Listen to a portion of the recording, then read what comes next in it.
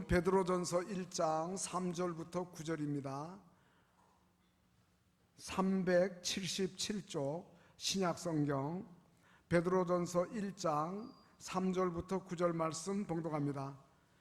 우리 주 예수 그리스도의 아버지 하나님을 찬송하리로다. 그의 많으신 긍휼대로 예수 그리스도를 죽은 자 가운데서 부활하게 하심으로 말미암아 우리를 거듭나게 하사 산 소망이 있게 하시며 썩지 않고 더럽지 않고 쇠하지 아니하는 유업을 있게 하시나니 곧 너희를 위하여 하늘에 간직하신 것이라. 너희는 말세에 나타내기로 예비하신 구원을 얻기 위하여 믿음으로 말미암아 하나님의 능력으로 보호하심을 받았느니라. 그러므로 너희가 이제 여러 가지 시험으로 말미암아 잠깐 근심하게 되지 않을 수 없으나 오히려 크게 기뻐하는도다. 너희 믿음의 확실함은 불로 연단하여도 없어질 금보다 더 귀하여 예수 그리스도께서 나타나실 때에 칭찬과 영광과 존귀를 얻게 할 것이니라. 예수를 너희가 보지 못하였으나 사랑하는도다. 이제도 보지 못하나 믿고 말할 수 없는 영광스러운 즐거움으로 기뻐하니 믿음의 결국 곧 영혼의 구원을 받음이라. 아멘. 시온 찬양대 찬양으로 하나님께 영광을 돌리겠습니다.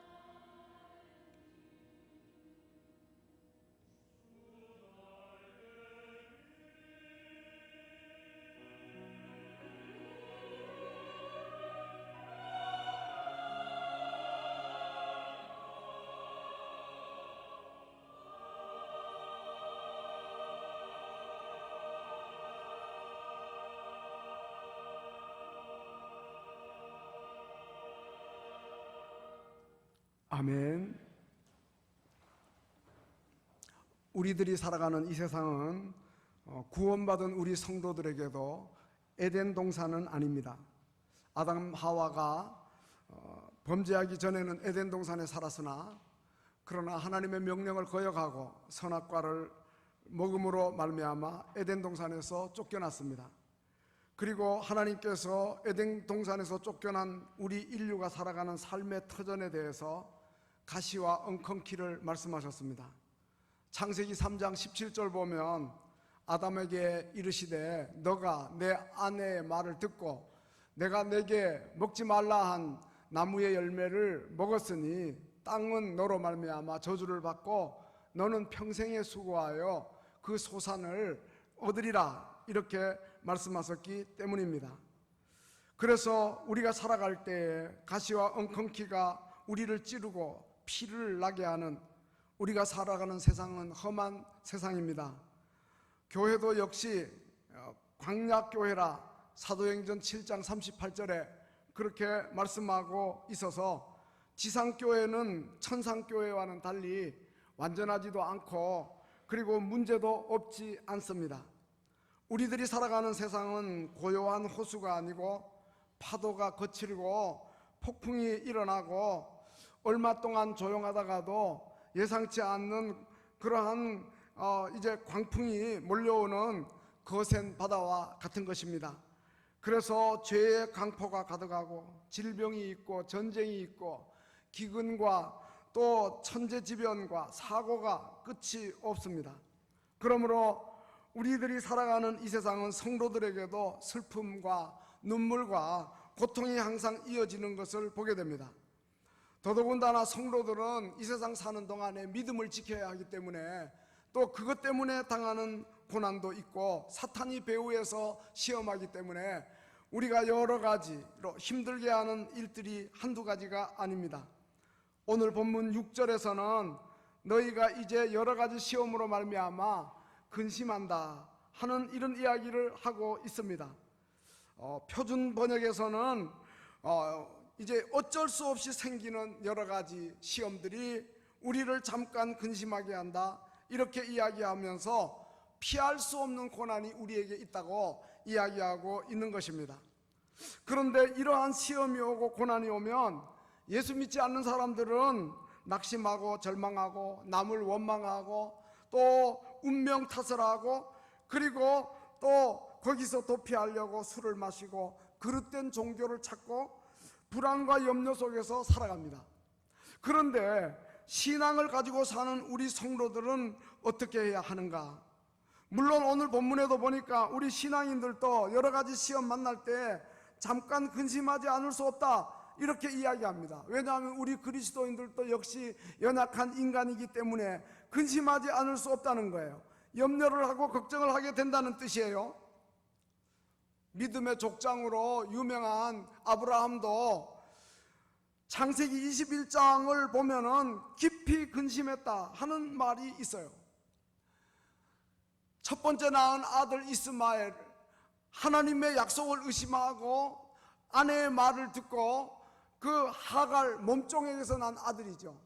근데 하나님은 이 약속의 아들이 아닌 범죄의 씨앗인 하갈, 그 이스마엘, 그 어머니 하갈까지 다 내어 쫓으라 그러니까 인정을 가진 그러한 아브라함이 근심에 빠진 것을 보게 돼요. 또 욥도 동방의 의인이라 그러지만 모든 재산 손실하고 자녀를 잃고 온몸이 병들고 했을 때에 욥기 17장 7절을 보면 내 눈은 근심으로 어두워졌다, 이렇게 이야기하고 있어요. 근심했다는 말이에요. 사도 바울도 위대한 사도이지만 빌립보서 2장 27절을 보면 자기를 도와주러 온 에바브로디도가 열심히 자기를 돕다가 병 걸려서 죽을 지경까지 이르니까 근심 위에 근심, 근심 위에 근심이 있었다. 근데 하나님이 나를 긍휼히 여겨서 그 근심을 덜게 해 주어서 이제 그 에바브로디도를 건강을 회복시켜 주셨다, 이렇게 이야기하고 있는 것입니다. 그러니까 이제 이 시험 당할 때에 근심하는 일은 너무도 자연스럽다고 하는 그러한 뜻이 되는 것입니다. 그런데 중요한 것은 오늘 본문 6절에 보면 우리가 여러 가지 시험으로 근심하지 않을 수 없지만 그런데 잠깐 근심한다 그렇게 이야기합니다. 잠깐 근심한다. 이것이 바로 우리 성도들의 특징이고 그 다음에는 그 후에는 오히려 크게 기뻐한다 이렇게 이야기하고 있는 것입니다. 근심은 잠깐이고 그 다음에 그 근심이 지나고 오히려 크게 기뻐하게 된다 이렇게 말씀하고 있는 것입니다. 물론 그 기간은 잠깐이라는 그 기간은 사람에 따라 다르고 그 다음에 믿음의 정도에 따라 다르고 그리고 고난의 정도에 따라 다를 수 있죠. 그러나 분명한 것은 우리 성도들은 마냥 근심에 매여 살 수는 없다는 거죠. 잠깐 근심하다가 후에는 오히려 크게 기뻐하는 자리로 나아간다는 그러한 뜻이에요. 예를 들어서 사도 바울 보면 고린도후서 12장에서 7절 말씀 보면 하나님이 나에게 육체의 가시 사탄의 사자를 주셨다 그러면서 내가 이 육체의 가시 떠나게 하기 위해서 사탄의 사자 떠나게 하기 위해서 3번이나 주님께 간구했다 그랬어요. 그 육체의 가시 때문에 얼마나 근심했으면 3번이나 하나님께 간절하게 기도했겠어요.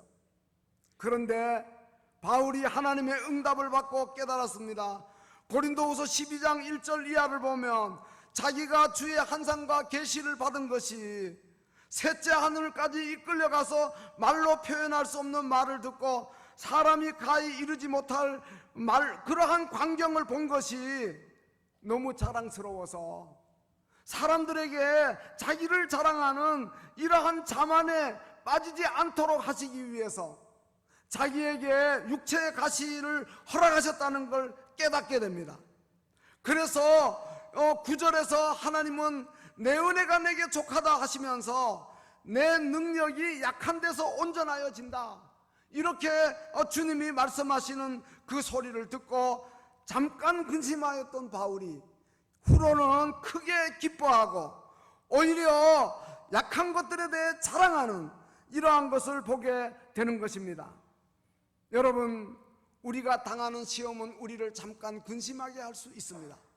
그렇지만은 하나님이 우리에게 이러한 고난을 왜 허락하시는지 우리가 또 기도하면서 깨닫게 될 때에 오히려 우리는 또 크게 기뻐하는 자리로 나아갈 수 있는 것입니다. 근심거리로 인하여 매우 슬퍼하던 사람이 잠깐 근심하다가 오히려 크게 기뻐하는 것, 이것이 바로 그리스도인의 신비인 것입니다. 그 이유는 무엇인가? 우리 신앙인들 마음속에 솟아나는 큰 기쁨이 있기 때문입니다. 내게 샘 솟는 기쁨. 우리가 복음성가를 부르지 않습니까? 여러분, 샘물은 아주 맑습니다. 샘은 이제 속에서부터 솟아납니다. 그래서 이제 흙탕물을 갖다가 부어도 계속해서 샘이 솟아나면 흙탕물은 사라지고 다시 맑은 물이 되는 것입니다. 마찬가지입니다. 우리에게 어쩔 수 없이 닥치는 여러 가지 시험이 우리를 근심케 하는 흙탕물이 되지만 그러나 오래가지 않습니다. 왜? 우리 마음속에 솟아나는 샘물이 있기 때문입니다. 성령의 은혜가 있기 때문입니다. 우리의 마음의 근심을 몰아내고 우리 마음의 기쁨으로 가득하도록 성령께서 역사하기 때문인 것입니다. 그러면 우리 마음속에 기쁨이 솟아나게 하는 것은 무엇인가? 오늘 본문 6절이 핵심 구절인데 초두에 그러므로 이렇게 이야기하고 있어요. 이 그러므로라는 단어는 앞에 나오는 내용의 결과로, 앞에 나오는 내용의 결과로 우리가 여러 가지 시험 때문에 근심하다가도 잠깐 하고 그리고 후에는 더 크게 기뻐한다 이렇게 설명을 하고 있는데요. 그러면 앞에 나오는 내용이 무엇입니까? 3절부터 5절 말씀이 바로 그 내용인데 이 베드로는 이 하나님의 놀라운 이러한 은혜에 대해서 찬송하면서 그 이유를 밝히고 있는데요. 3절에 보면 우리 주 예수 그리스도의 아버지 하나님을 찬송하리로다. 그러면서 그 찬송하는 첫 번째 이유를 이야기하고 있습니다. 그 이유는 하나님 아버지께서 그 많으신 긍휼로 예수 그리스도를 부활하게 하시고, 그리고 우리를 거듭나게 하고 그 다음에 산 소망이 있게 하셨다, 이렇게 이야기하고 있습니다. 여러분, 우리가 여러 가지 시험으로 근심하지만 오히려 크게 기뻐하는 자리로 나가는 것은 우리가 거듭난 사람이기 때문인 거예요. 거듭났다는 말은 다시 났다 하는 의미인데, 그런데 또 헬라어의 의미는 위로부터 났다 하는 이러한 뜻이 있어요. 위는 하늘을 가리키고 하늘은 하나님을 가리키는 거예요. 그러니까 부모에게서 난 것 말고 위로부터, 하나님으로부터 출생한 거듭나는 중생의 은혜를 가리키는데, 바로 새 생명의 은혜를 가리킵니다. 예수 믿고 변하여 새 사람이 되는 것을 가리키는 것입니다. 이러한 은혜에 대해서 바리새인 유대인 지도자 그 이스라엘 선생 니고데모가 밤중에 예수님을 찾아왔을 때, 예수님이 요한복음 3장 3절에서 사람이 거듭나지 아니하면 하나님 나라를 볼 수 없다, 또 5절에서 사람이 물과 성령으로 나지 아니하면 하나님 나라에 들어갈 수 없다, 이렇게 이야기하면서 거듭나는 은혜를 이야기했는데, 사랑하는 성도 여러분, 우리가 부모로부터 나는 것 말고 위로부터, 하늘로부터, 하나님으로부터 나는 이러한 거듭난 은혜가 얼마나 중요한지 몰라요.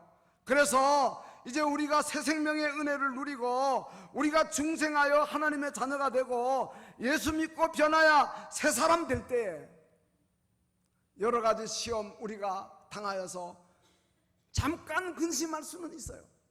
그러나 근심에 매여 살 수는 없다는 거죠. 그 근심에서 벗어나 오히려 크게 기뻐하는 자리로 나아가게 된다, 이렇게 말씀하고 있는 것입니다. 그 다음에 두 번째는 여러 가지 시험으로 잠깐 근심하다가도 오히려 크게 기뻐하는 두 번째 이유는 우리에게 산 소망이 있기 때문이다, 그렇게 이야기하고 있습니다. 그러면서 4절에서 산 소망을 설명하고 있습니다. 썩지 않고, 이것은 음식물이에요. 우리가 좋은 음식 먹기를 바라는데, 그러나 음식은 오래되면 썩습니다. 냉장고에 보관해도 이제 연구하지 않습니다. 그 다음에는 더럽지 않고 의복을 가리킵니다. 우리가 좋은 옷 입고 비싼 옷 입고 백화점 가고 그러지만, 그러나 그 옷도 오래되면 낡고 더러워집니다. 세탁소 가야 됩니다. 새하지 않고는 집을 가리키는 겁니다. 우리가 좋은 집에 살기를 바라지만 오래되면 그 집도 수리해야 되고 재건축을 해야 되고 이와 같이 하는 거죠. 이것은 땅의 소망이에요. 그러나 그러하지 아니한 하늘에 간직한 산 소망을 하나님이 우리에게 주셨다, 그걸 생각할 때, 시험 당할 때 잠깐 근심하다가도 오히려 크게 기뻐할 수 있다, 이렇게 이야기하고 있는데요. 바울도 똑같은 의미의 말을 하고 있습니다. 로마서 8장 14절 보면 하나님을 우리가 아빠 아버지라, 이렇게 거듭난 사람, 새 사람은 이야기합니다. 기도할 때에도 하나님을 아빠 아버지라 부르짖습니다. 뿐만 아니라 또 이제 17절에는 보면 하나님 자녀가 되면 상속자가 된다, 그래서 하나님의 상속자가 되어 천국을 유업으로 받게 된다, 이렇게 이야기하고 있는 것입니다. 그러니까 우리가 하나님 자녀로 거듭나가지고 그 다음에 하나님의 나라를 상속받는, 천국을 유업으로 받는, 그래서 그와 함께 영광을 받을 일을 생각하니까 우리가 시험 당할 때에 또 근심하지만, 그러나 그 나라를 바라보고 그 소망을 간직하고 그리고 오히려 크게 기뻐하는 거예요. 이것이 바로 그리스도인의 특징이라는 거죠. 베드로 사도는 이 편지를 받는 모든 성도들에게 그 1장 1절에 보면은 이 세상에 흩어져 있는 나그네라, 그렇게 이야기했어요. 우리가 다 나그네 인생을 산다는 거죠. 그러면서 또 베드로전서 2장 11절에서는 사랑하는 자들아 거류민과 나그네 같은 너희를 권한다, 또 그렇게 이야기하고 있습니다. 베드로는 우리가 다 나그네 인생이라는 거예요. 그러면서 우리는 특별한 나그네다, 1장 2절에서 하나님 아버지가 미리 아셔서 우리를 미리 사랑하셨다는 뜻이에요. 그 다음에 이제 성령의 거룩하심으로 또 예수 그리스도의 핏뿌림으로 우리를 선택한, 우리는 선택된 특별한 나그네다, 이렇게 이제 말씀을 하고 있는 거예요. 믿음의 족장들도 역시 똑같은 이야기를 했습니다. 히브리서 11장 13절 이하에 보면 그들은 땅에서 외국인과 나그네로라 증언했고 또 자기들이 본향 찾는 자임을 나타내었고, 그런데 그들이 나온 바 본향, 육신의 고향을 생각했더라면 돌아갈 기회가 있었겠지만, 그러나 더 나은 본향, 하늘에 있는 본향, 하나님이 예비하신 성을 더 사모하면서 살았다, 그렇게 이야기하는데요. 이번 주간 추석 연휴가 되어가지고 고향 찾는 기성객들을 보면서 우리 인생이 참으로 나그네 인생임을 실감하게 되고, 우리 누구에게나 다 고향에 대한 그리움이 있구나 하는 생각을 갖게 되는 것입니다.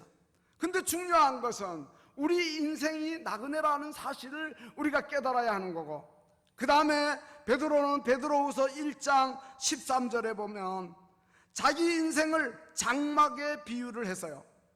그리고 또 이제 나도 나의 장막 벗을 날이 임박했다, 그렇게 이야기했어요. 우리 인생은 나그네이고 또 그 다음에 장막 인생이라는 거예요. 고린도후서 5장 1절에서 바울도 같은 말을 했는데, 만일 땅에 있는 우리 장막집이 무너지면 하나님께서 지으신 집, 손으로 지은 것이 아니고 하늘에 있는 영원한 집이 우리에게 있는 줄 안다, 그렇게 이야기해요. 아마 지난 여름에도 휴가하시면서 또 야영하는 분들은 텐트 생활을 했을 거예요. 군대에서도 보면 CPX 지휘부 이동 훈련할 때 이제 영내를 두고 텐트를 치면서 밖으로 나가 훈련을 받아요. 이 모든 것은 우리에게 우리의 인생이 나그네 인생이고 우리의 인생이 장막 인생이라는 걸 보여주면서, 집 떠나면 고생이라 그러잖아요. 나그네 인생 살고 장막 인생 살다 보니까 우리에게 여러 가지 시험도 닥치고 고난도 있다 이 말이에요. 근데 우리가 그래서 잠깐 근심해요. 그렇지만 우리는 영원한 본향 하늘나라를 바라보면서 영원히 이제 지어지는 그러한 이제 장막 인생이 아닌 영원한 집 천국을 바라보면서 우리가 오히려 더 크게 기뻐하게 된다, 이렇게 말씀하고 있는 것입니다. 그 다음에 세 번째로는 오늘 본문 5절에 보면 베드로 사도는 이렇게 이야기하고 있습니다. 말세에 나타내기로 예비하신 구원, 천국 유업을 가리키죠. 그것을 얻기 위해 가지고 믿음으로 말미암아 우리가 살아가는데, 근데 그 나그네 인생을 살고 장막 인생을 사는 가운데 여러 가지 시험을 만나지만, 그래서 잠깐 근심하지만, 그렇지만은 하나님의 능력으로 보호하심을 받는 자들이다 하는 이러한 믿음을 가질 때에 우리가 그저 근심에만 빠져 있지 않는다는 거예요. 오히려 우리가 크게 기뻐하게 된다는 거예요. 그러므로 하나님의 능력으로 우리를 보호하심을 믿는 그 믿음을 가진 자는 잠깐 근심하다가도 오히려 크게 기뻐한다. 이것이 바로 우리 성도들의 특징이라는 거예요. 그래서 우리는 찬송가를 부릅니다. 내가 믿고 또 의지함은 내 모든 형편 잘 아시는 주님, 늘 돌보아 주시고 보호해 주실 것을 나는 확실히 아네.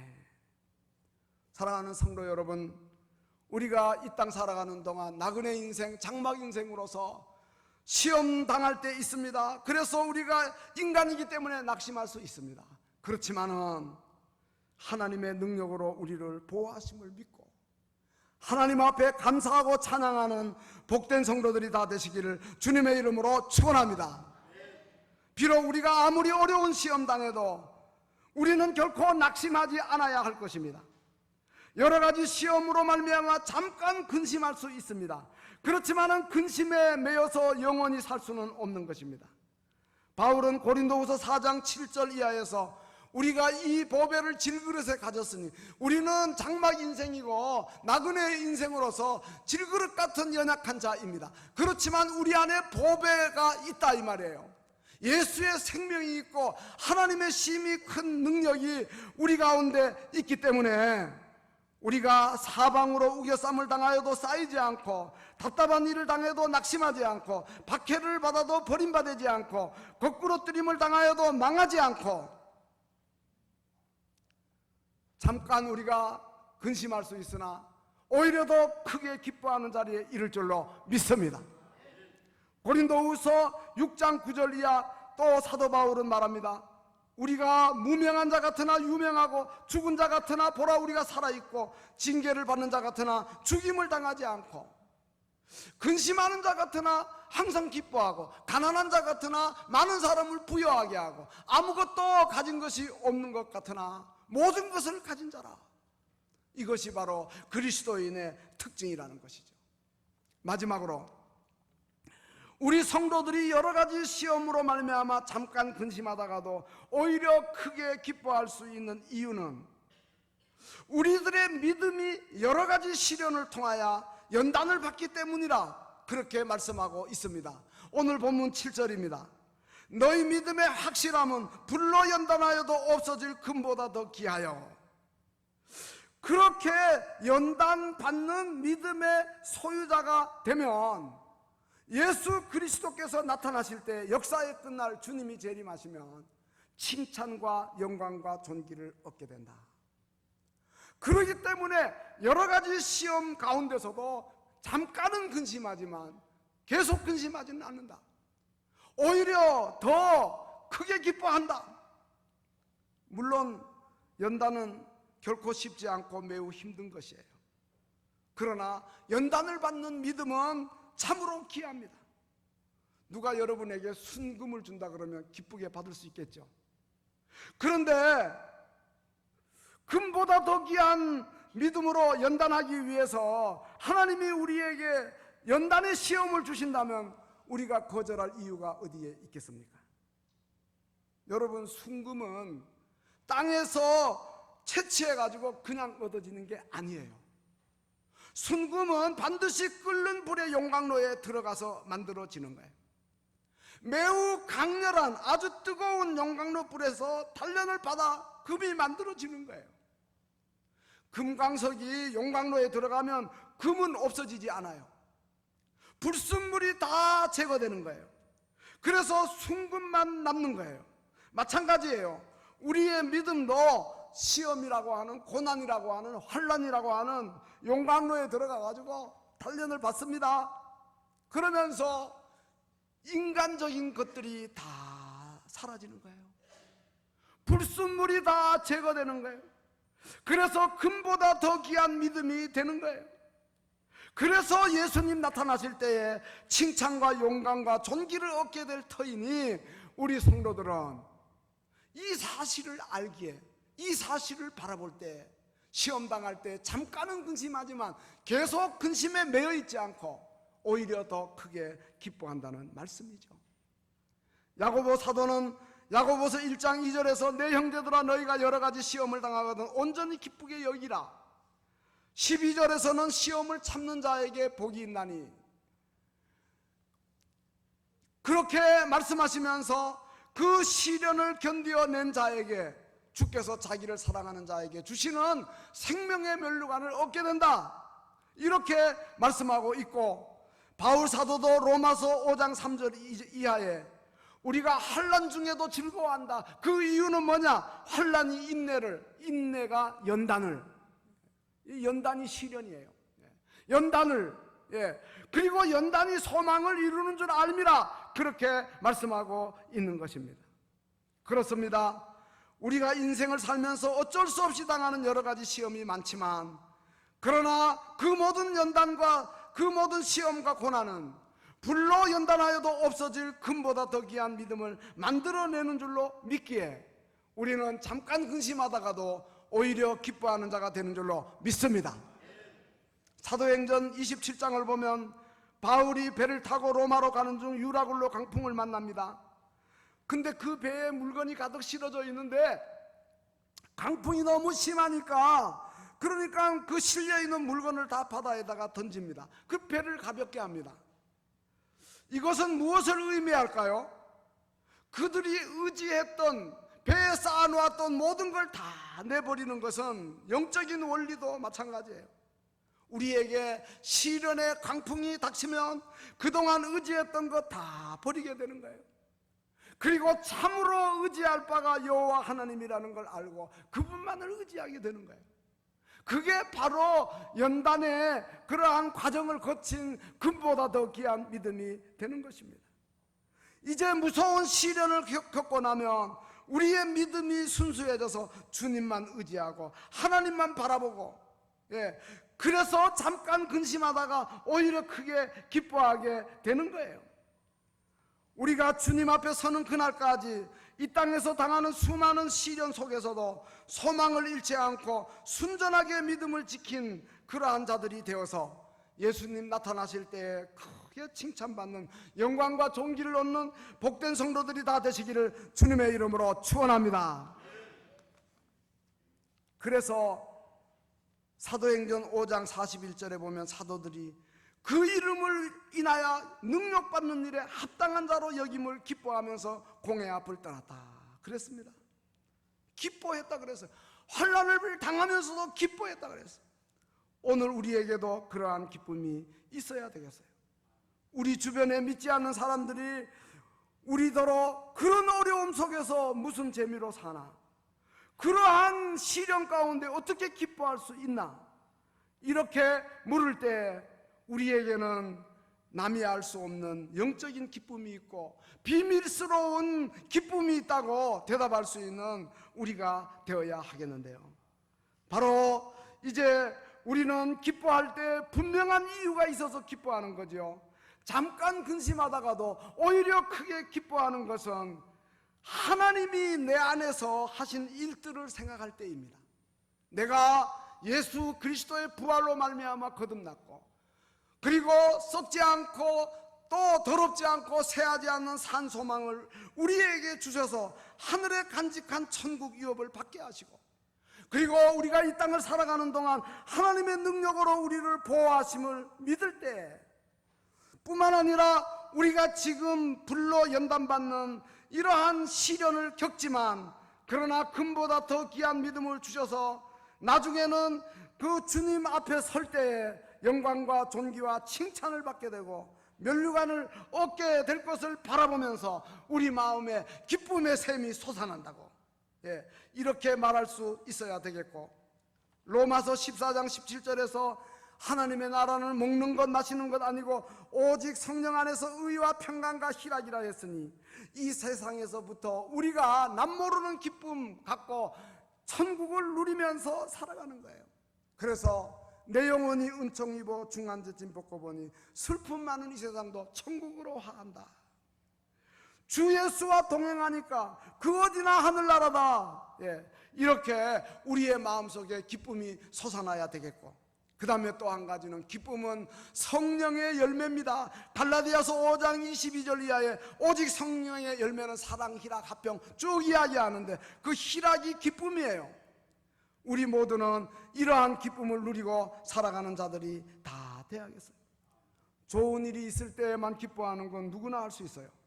그러한 때에만 기뻐하는 거 아니고 다른 사람은 도무지 기뻐할 수 없는 때에도 기뻐하는 거, 이것은 바로 하나님이 우리에게 주신 은혜인데 그 마음속에 하나님의 나라가 이루어졌다는 뜻이고, 그에게 성령의 열매가 있는 성령의 사람이라는 분명한 증거가 되는 것입니다. 사랑하는 성도 여러분, 우리가 여러 가지 시험 당할 때 잠깐 근심할 수 있습니다. 그러나 그 잠깐의 근심이 오히려 크게 기뻐하는 기쁨으로 바뀌는 이러한 은혜가 우리 모두에게 있어야 할 줄로 믿습니다. 우리가 살아가는 이 세상 정말 기뻐할 수 있을 때가 얼마나 되겠습니까? 좋은 일이 있을 때보다 어려운 일이 더 많은 것이 우리의 삶이 아닙니까?